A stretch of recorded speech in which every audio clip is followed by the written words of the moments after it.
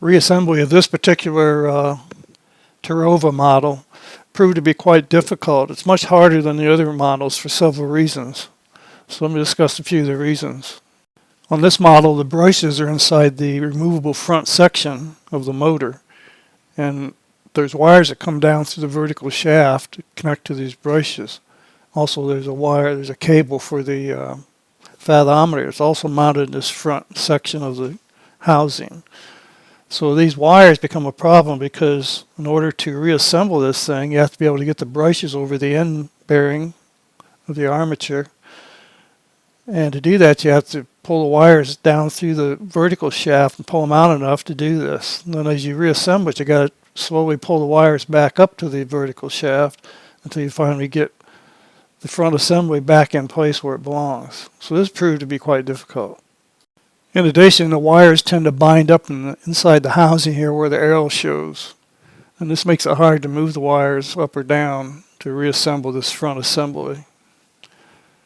So I had to be very careful, move one wire at a time, and slowly work the front assembly back onto the motor housing.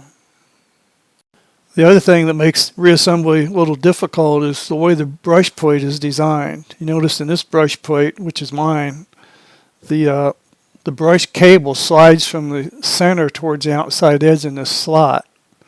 But on the other models I've seen, the brush slides from the outside towards the center.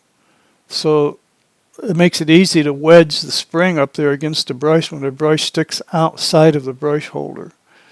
But in this particular model, you can't do that, so you have to have the spring balancing right on the top edge of the brush holder. And if you just look at it funny, it snaps down and pushes the brush down. So this made it difficult to keep the brushes recessed.